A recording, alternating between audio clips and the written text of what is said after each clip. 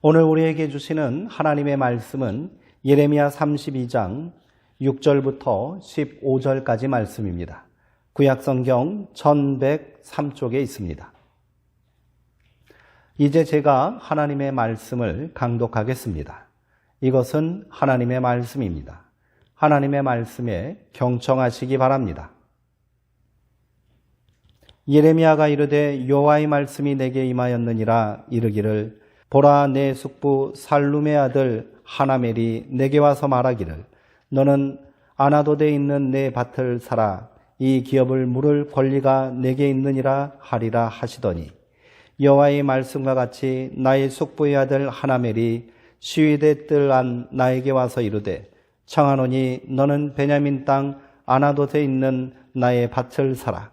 기업의 상속권이 내게 있고 물을 권리가 내게 있으니 너를 위하여 사라 하는지라. 내가 이것이 여호와의 말씀인 줄 알았으므로 내 숙부의 아들 하나멜의 아나돗에 있는 밭을 사는데 은 17세겔을 달아주되 증서를 써서 봉인하고 증인을 세우고 은을 저울에 달아주고 법과 규례대로 봉인하고 봉인하지 아니한 매매 증서를 내가 가지고 나의 숙부의 아들 하나멜과 매매 증서의 인친 증인 앞과 시위대 뜰에 앉아있는 유다 모든 사람 앞에서 그 매매 증서를 메사야의 손자 네리야 아들 바룩에게 붙이며 그들의 앞에서 바룩에게 명령하여 이르되 만군의 여호와 이스라엘의 여호와께서 이와 같이 말씀하시기를 너는 이 증서 곧 봉인하고 봉인하지 않은 매매 증서를 가지고 토기에 담아 오랫동안 보라. 만군의 여호와 이스라엘의 하나님께서 이와 같이 말씀하시리라. 사람이 이 땅에서 집과 밭과 포도원을 다시 사게 되리라 하셨다 하니라. 아멘. 은을 달아주고 밭을 사라라는 제목으로 하나님의 말씀을 함께 나누겠습니다. 오늘은 6.25 전쟁이 발발한 지 73주년 해를 앞두고 총회에서 정한 북한 선교주일입니다. 73년 전 북한의 김일성 정권은 소련제 탱크를 앞세워 38선을 넘어 남침했습니다. 3년 1개월간의 전쟁으로 한반도는 말 그대로 초토화가 되었습니다. 정확한 피해 상황을 파악하기 힘들 정도입니다. 인적 피해는 상상을 초월합니다. 대한민국 국군은 전사 15만 명, 부상 71만 명, 민간인 피해는 사망자 38만 명, 행불자 33만 명, 부상자 23만 명에 이릅니다. 북한의 피해도 엄청납니다. 북한군 사망자 52만 명, 부상자 40만 명에 달합니다. 전쟁에 참여한 유엔군 전사자는 3만 5천 명에 이르고요. 중공군 전사자는 2만 명이 넘습니다.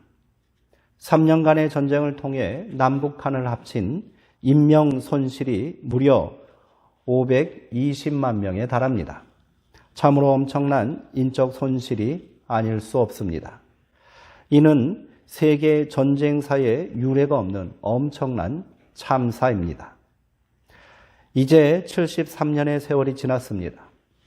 그러나 한반도는 여전히 위태롭기만 합니다. 우리는 지금 종전 상태에 있는 것이 아니라 휴전입니다. 그 엄청난 피해를 감수하고 치러낸 전쟁이 아직 끝나지 않은 것입니다. 북한은 사실상 핵 개발에 성공했고요. 핵무장 능력을 계속 증가시키고 있습니다. 지난주에는 북한과 러시아가 군사동맹에 준하는 조약을 체결했다고 합니다. 최근 일어나는 일련의 사건들은 긴장을 더욱 고조시키고 있지요. 탈북단체에서 대북 전단지를 날리고 이에 북한은 오물풍선을 날리고 있습니다. 사소한 사건처럼 보일 수도 있습니다. 하지만 세계 역사 속에 일어난 많은 전쟁은 이러한 사소한 갈등에서 시작되었다는 사실을 명심해야 합니다. 그 어느 때보다 교회가 기도해야 할 때입니다. 전쟁의 상처를 극복하고 한반도의 평화를 이루는 역사적인 사명을 이루기 위해 한국교회의 1000만 성도가 다시 깨어 기도해야 할 줄 믿습니다. 북한이 위험한 도발을 중단하고 대화에 나올 수 있도록 기도합시다. 3대에 걸친 무자비한 독재 정권 아래 신음하고 있는 북녘 동포들을 위해 기도합시다. 지하교회에서 목숨을 걸고 신앙을 지키고 있는 북한의 형제들을 위해 기도합시다. 오늘 우리가 함께 나눌 말씀의 주인공도 전쟁의 위험과 두려움 앞에 서 있습니다. 그가 어떻게 절망과 두려움의 역사 한가운데 서서 희망을 노래하고 있는지 함께 나누기를 원합니다. 또한 하나님께서 그 참혹한 현실 속에서 어떻게 소망과 평화의 새 역사를 시작하시는지 깨닫기를 원합니다. 예레미야는 베냐민 지파의 영지인 아나돗 사람이었습니다. 아나돗은 예루살렘에서 북쪽으로 5km 정도 떨어진 곳에 위치한 작은 시골 마을입니다. 하나님으로부터 소명을 받은 예레미야는 유다의 요시야 왕이 죽은 후에 예루살렘으로 이주해 예언자로 활동했습니다. 당시 유다 사회는 극히 심한 혼란과 전쟁의 소용돌이 한가운데 있었지요. 예레미야가 주로 예언 활동을 할 당시 유다의 왕은 시드기야였습니다. 그는 바벨론에 반란을 모의하다 포로로 끌려간 요야김을 대신하여 바벨론 왕 느부갓네살이 세운 허수아비 왕이었지요. 바벨론의 계속되는 침공으로 유다는 예루살렘을 제외한 모든 영토를 잃어버린 상태입니다. 예레미야가 아나돗에서 예루살렘에 들어온 이유도 여기에 있습니다. 사실 예레미야는 예루살렘으로 이주해 온 것이 아니라 전쟁을 피해 예루살렘으로 들어온 피난민이라 할 수 있습니다. 또한 예레미야는 몰락한 제사장 가문의 후손이었습니다. 아나돗은 다윗 왕 때 대제사장이었던 아비아달의 고향입니다. 다윗 말기 왕위 쟁탈전을 벌였던 솔로몬과 아도니아 사이에서 아비아달은 아도니아 편에 서게 되지요.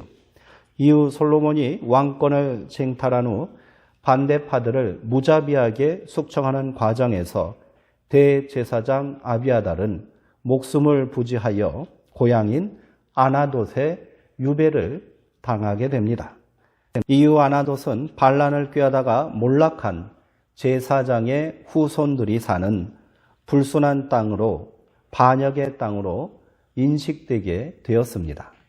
이런 이유로 해서 예레미야는 예언자로 활동하면서 엄청난 박해와 멸시를 받게 됩니다. 몰락한 제사장 가문의 후손이며 고향을 떠나 연고도 없는 예루살렘으로 피난 온 하찮은 사람의 말을 사람들은 귀담아 듣지 않았습니다. 심지어 예루살렘은 곧 멸망할 것이고 바벨론에게 항복하는 것이 하나님의 뜻이라고 예언하는 그를 예루살렘의 정치, 종교 지도자들이 가만둘 리가 없습니다. 예루살렘 성전의 총감독인 바스울은 그를 붙잡아 다시는 예언하지 말라. 우리가 너를 죽일 수도 있다고 위협했습니다. 같은 고향 아나돗 사람들은 예레미야와 한통속이라는 오해를 받자 그를 암살하려는 계획을 세우기도 했습니다. 급기야 시드기야 왕은 민심을 소란하게 하고 바벨론과 내통한다는 이유로 그를 체포하여 옥에 가두었지요. 옥에 갇혀있던 예레미야에게 하나님께서 다시 예언의 말씀을 주셨습니다. 예언의 내용은 이러합니다. 얼마 후 숙부의 아들 하나멜이 찾아와 아나돗에 있는 자신의 밭을 사라고 말할 것인데 너는 아무 조건 없이 그 밭을 사주라는 것입니다. 시드기야 통치 10년에 있었던 사건입니다. 3년간 계속된 바벨론의 무자비한 침공으로 인해 예루살렘이 멸망한 때가 시드기야 통치 11년이었습니다. 그러니까 예루살렘 멸망 1년 전 바벨론이 공격을 시작한 지 2년째 되는 해입니다. 2년간 계속되는 바벨론의 공격에 예루살렘 성을 제외한 이스라엘의 전국토는 이미 초토화가 되었을 것입니다. 그런데 하나님께서는 이미 적군의 손에 들어간 폐허가 된 땅을 사라고 말씀하시고 계십니다. 사촌인 하나멜의 속셈은 뻔합니다. 예레미야가 오랫동안 옥에 갇혀 있어 세상 돌아가는 사정을 모르고 있을 것이라 생각한 것이지요. 더 이상 권리를 주장할 수 없는 자신의 땅을 속임수를 써서 처분하고 급전을 마련해 이 땅을 떠나려 한 것이지요. 예레미야를 찾아온 하나멜은 그럴듯한 명분을 내세워 예레미야에게 자신의 땅을 사라고 강요합니다. 그는 율법을 들먹이며 예레미야가 자신의 땅을 사주어야 할 의무가 있다고 억지를 부립니다. 모세의 율법에 의하면 어떤 사람이 도저히 자신이 상속받은 땅을 지킬 수 없는 형편에 처하면 가까운 친척이 그 땅을 대신 사서 조상 대대로 내려오는 기업의 권리를 지켜주어야 한다는 규정이 있습니다. 이를 고엘 제도라고 합니다. 그러나 이 상황은 고엘 제도에 해당하지 않습니다. 더욱이 지금은 전쟁통이고요. 이미 그 땅은 침략자의 손아귀에 들어간 상태입니다. 이는 억지 주장이며 생떼일 뿐입니다.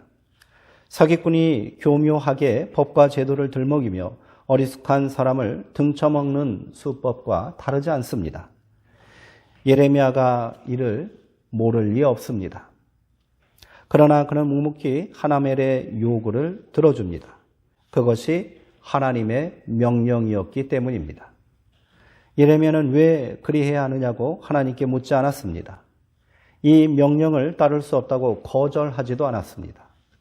그 뜻을 다 깨닫지 못하고 다 알지 못해도 하나님께서 말씀하시니 그대로 행할 뿐입니다. 그리하여 예레미야는 은 17세기를 달아주고 하나멜에게서 밭을 삽니다. 예레미야는 자신이 갇혀있는 감옥을 지키는 관원들을 증인으로 세우고 값을 치르고 토지매매 증서를 작성하였습니다. 누군가는 이는 어리석은 짓이라고 말했을 것입니다. 너는 지금 사기를 당하고 있다고 만류했을지도 모릅니다.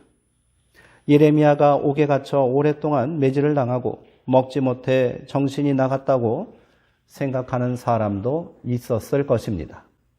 그러나 예레미야는 이들을 증인으로 세워 어리석고 미련한 계약을 체결합니다. 그는 이 거래에 상당한 금액을 지불합니다. 하나님의 명령에 따라 어쩔 수 없는 계약이라면 구태여 그리 많은 돈을 쓸 필요가 없다고 생각할 법도 한데 이 미련한 예언자는 통상적인 땅값을 그대로 다 지불합니다. 그가 내어준 돈은 은 17세겔이었습니다. 결코 적지 않은 금액이었지요. 그리하여 예레미야는 쓸모도 없고 권리도 주장할 수 없는 아나돗의 땅 주인이 되었습니다. 이 일이 있은 후 예레미야는 하나님을 향해 탄식하며 기도합니다. 여호와 하나님이시여 눈물을 멈출 수가 없습니다. 하나님은 능력이 많으시기에 못하실 일이 없으신 분입니다. 그런데 왜 이 땅을 적군에게 그대로 내어주시려 하십니까? 보십시오. 이 성을 빼앗으려고 저들이 만든 토성입니다. 성 안에 있는 가련한 백성들은 공포에 질려 있습니다. 굶주림과 전염병으로 날마다 사람들이 죽어나가고 있습니다. 그런데 하나님, 저에게 어찌하여 은을 달아주고 밭을 사라 말씀하십니까? 이 땅은 이미 바벨론 군대의 손에 넘어가 있지 않습니까? 예레미야의 절규에 하나님께서도 응답하십니다. 이스라엘 백성들이나 유대 백성들이나 왕들이나 고관들이나 제사장들이나 예언자들이나 모두가 하나같이 온갖 죄악을 저질러 나를 진노하게 하지 않았더냐. 이제 이들이 성과 집 위에 세워 섬기던 바알과 다른 신들을 바벨론 사람들이 불살라 버릴 것이다. 그러나 내가 큰 분노로 이들을 심판할지라도 넘치는 긍휼로 다시 돌아오게 할 것이다. 그리고 그들에게 복을 주어 영원한 안식을 누리게 할 것이다. 그때가 되면 사람들이 저마다 은을 달아주고 다시 밭을 사게 될 것이다. 그날이 오면 매매 증서를 가진 사람만이 그 땅의 권리를 주장할 수 있게 될 것이다. 하나님은 절망의 한가운데서 희망을 이야기하고 계십니다. 반드시 폐허가 된 이 땅을 회복시켜 주시겠다고 약속하십니다. 그러니 누군가는 은을 달아주고 그 땅을 사야 하지 않겠느냐고 말씀하십니다. 그 땅에 이제 아무런 희망이 남아있지 않다고 모두가 외면하고 떠날지라도 누군가는 남아 미련스럽게 그 땅을 사서 희망의 불씨가 되어야 하지 않겠느냐는 호소입니다. 이렇게 이래면은 모두가 외면하고 버린 땅에서 은을 달아주고 희망을 산 유일한 하나님의 사람이 되었습니다. 약삭빠르게 손해보지 않고 자기 이익만 챙기는 하나멜들이 판치는 세상입니다. 예레미야처럼 행동한다면 세상 물정 모르는 바보 같은 사람이라고 조롱을 당할 것입니다. 당신이 그렇게 해도 세상은 변하지 않을 것이라 비아냥되겠지요. 그러나 누군가는 소망을 품고 아나돗의 밭을 사야 합니다. 믿음의 사람들은 예레미야처럼 은을 달아주고 소망 없는 땅을 사는 사람들입니다. 손해보는 짓이라고, 부질없는 일이라고, 어리석고 미련한 행동이라고 모두가 손살에치며 등을 돌릴지라도 우리는 바보처럼 미련스럽게 은을 내어주고 소망을 사야 합니다. 그렇다면 우리가 은을 달아주고 사야 할 아나돗은 어디겠습니까? 답은 뻔한데 선뜻 말하지 못하는 시대입니다. 우리 사회의 극심한 좌우 갈등과 이념 대결이 대답을 주저하게 만듭니다. 그러나 저는 감히 말씀드립니다. 우리가 기꺼이 은을 달아주고 사야 할 아나돗은 저 북녘 우리 형제와 동포가 살고 있는 땅이라고 말입니다. 오랜 독재로 사상과 신앙의 자유를 빼앗기고 가난과 굶주림에 신음하고 있는 그 땅에 우리는 기꺼이 은을 내어 주어야 합니다. 그래야 그 땅도 하나님의 소망이 남아있다고 말할 수 있지 않겠습니까? 핵이나 만들고 미사일이나 개발할 것이 뻔한데 무슨 지원을 하느냐고 말한다면 그것이 잘못된 생각이라고 말하지는 않겠습니다. 은을 달아주는 것이 내키지 않는다면 하나님께서 반드시 그 땅을 회복시키고 마침내 남과 북이 하나 되는 평화의 날을 열어주실 것이라는 믿음으로 저 북녘 땅을 위해 기도하십시오. 독일의 통일은 서독교회를 빼놓고 이야기할 수가 없습니다. 동서독이 통일되는 과정에서 서독교회의 헌신과 열심을 부인할 수 없기 때문입니다. 서독교회가 분단 속에서 동독교회와 동독인들을 위해 지원한 현금과 물품은 대략 20억 마르크에 이른다고 합니다. 지금의 시세로 계산해도 1조 7천억이 넘는 엄청난 금액입니다.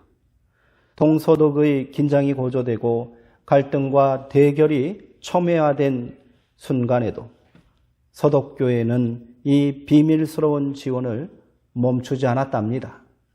이 미련한 아나돗의 밭사기가 독일의 통일을 이루는 밑거름이 되었음을 기억하시기 바랍니다. 이러한 서독교회의 지원을 받아 믿음을 지켜온 동독의 기독교인들은 몇 명이 성 니콜라이 교회에 모여 매주 월요일 평화 기도회를 시작했습니다. 시간이 지나자 점점 많은 사람들이 교회로 모여들었고요. 동독 정부는 기도회를 금지하고 사람들을 감시하기 시작했습니다. 그러나 어떠한 폭력도 위협도 평화 기도회를 멈추지는 못했습니다. 그리하여 1982년 9월에 시작된 기도회가 7년이 지나 7만 명이 모이는 대규모 평화 집회로 발전하였고요. 마침내 1989년 11월 9일 베를린 장막을 무너뜨리는 기적을 만든 줄 믿으시기 바랍니다. 서독교회에 밀어난 아나돗 밭서기가 마침내 대결과 분단의 역사를 평화의 통일의 역사로 바꾼 것입니다. 기도하십시오. 은을 달아주고 아나돗의 밭을 사는 마음으로 소망을 품고 저 북녘 땅을 위해 간절히 기도하십시오. 우리가 기도를 멈추지 않는다면 마침내 지구상의 유일한 분단 국가인 이 나라에도 평화와 통일의 역사가 반드시 열리게 될 줄 믿습니다. 아울러 우리는 이 땅의 교활하고 약삭빠른 하나멜들의 횡포에 맞서 오늘도 아나돗의 밭을 사야겠습니다. 무관심과 소외로 이 땅에 벌어진 가난한 이웃들을 위하여 우리는 그들의 희망과 필요를 채워줄 밭사기에 앞장서야 합니다. 경제 논리 속에 가치와 이익으로 사람마저 재단하는 냉혹한 현실 가운데 누구는 외롭고 힘든 이웃들을 위하여 아나돗의 밭을 사야 합니다. 그래야 이 땅이 살만한 땅이 되지 않겠습니까? 그래야 우리가 감히 나라가 임하옵시며 뜻이 하늘에서 이루어진 것 같이 땅에서도 이루어지이다. 하나님 나라를 간구하여 주님의 기도를 드릴 수 있지 않겠습니까? 거짓이 진리를 가리고 힘의 논리가 인간의 존엄을 앞서고 경쟁력이라는 이름으로 약자가 철저히 소외되고 개발이라는 미명으로 피조 세계가 파괴되는 이 버려진 땅에서 우리는 약삭빠른 하나멜들의 횡포에 맞서 묵묵하게 그들이 버린 생명과 희망을 위하여 은을 덜어주고 밭을 사는 소망의 사람이 되어야 할 줄 믿습니다. 기도하겠습니다. 생명의 하나님, 평화의 하나님, 분단 73년의 이 고통과 회한의 역사를 기억하며 우리가 이 시간 말씀을 함께 나눴습니다. 전쟁의 공포와 폐역 가운데서도 은을 달아주고 밭을 사라고 명하신 하나님, 하나님께서 오늘 우리에게도 동일한 말씀을 주고 계십니다.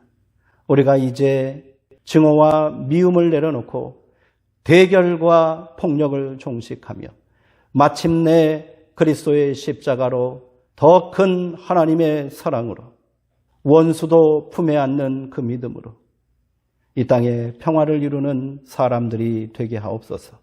그렇게 우리가 은을 달아주고 평화를 사는 미련한 선지자의 사명을 감당하는 자들 되게 하옵소서.